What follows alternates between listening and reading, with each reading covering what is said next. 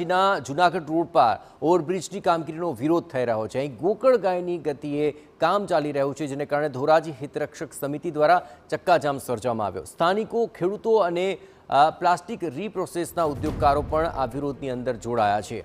Railway ફાટક નજીક overbridge બનાવી અને ચાલી રહેલી આ કામગીરીને લઈને વિરોધ છે। રહેણાંક વિસ્તારમાંથી ડાયવર્ઝન આપી દેવામાં આવતા સ્થાનિકોમાં રોષ જોવા મળ્યો। ભારે વાહનોની અવરજવરને કારણે મકાનોમાં ધૂળ ઉડતી હોવાથી હાલાકી થઈ રહી છે। ડાયવર્ઝન માટે ડામરનો રોડ ન બનાવતા અવરજવરમાં લોકોને મુશ્કેલી પડી રહી છે। શહેર કોંગ્રેસ પ્રમુખ સહિત કોંગ્રેસના કાર્યકર્તાઓએ પણ વિરોધ કર્યો હતો। લોકોએ સૂત્રોચ્ચાર કરી વિવિધ પ્રકારના પોસ્ટર્સ સાથે વિરોધ નોંધાવ્યો। તેના માટે સર્વિસ રોડ જરૂરી છે। ધોરાજી દવાખાનાથી સરકારી હોસ્પિટલ મારફત પણ જૂનાગઢ ગંભીર પ્રકારના કેસો, ગંભીર દર્દીઓને મોકલવામાં આવતા હોય, એમ્બ્યુલન્સોને જવામાં પણ ખૂબ જ મુશ્કેલી પડે છે। ત્યારે કોન્ટ્રાક્ટર અને તંત્રની ક્યાંક ને ક્યાંક મેલ મિલાપપણું અને કુલડીમાં ગોળ ભાંગી લીધો હોય તેવી નીતિ સામે આવી રહી છે।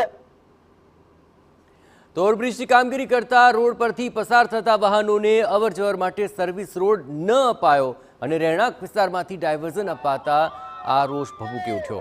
અહીંના અનેક ઉદ્યોગો સહિત સ્થાનિકોને મુશ્કેલીનો સામનો કરવો પડી રહ્યો છે અને ભારે વાહનો પસાર થતા મકાનોમાં ધૂળ ઉડતી હોવાનો, ટ્રાફિકની સમસ્યા થતી હોવાની ફરિયાદો સ્થાનિકોએ કરી છે અને તાત્કાલિક યોગ્ય નિકાલ લાવવા અંગે સ્થાનિકોએ માંગ કરી છે। તો આ કેનાલવાળા રસ્તે બધા વાહનો હાલે છે, તો ખેડૂતોને પણ પારાવાર નુકસાન થાય છે। 400 વીઘાનો પાક ફેલ થઈ ગયેલ છે। એટલે બને ત્યાં જે આ હિતરક્ષક સમિતિ દ્વારા જે આજે રસ્તા રોકોનું ચક્કાજામ કરેલું છે, તો વહેલામાં વહેલી તકે સરકારશ્રીને એટલી અમારી નમ્ર વિનંતી છે કે તે બંને બાજુ સર્વિસ રોડ આપે અને આ જે કેનાલવાળો રસ્તો છે તેને પાકો બનાવે એવી અમારી માંગણી છે। આજે અમે ચક્કાજામનો કાર્યક્રમ કરેલો હતો।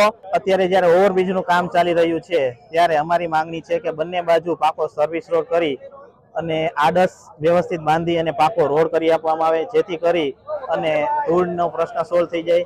કેનાલ પર જે ડાયવર્ઝન આપવામાં આવેલો છે તે રસ્તો અત્યંત બિસ્માર છે।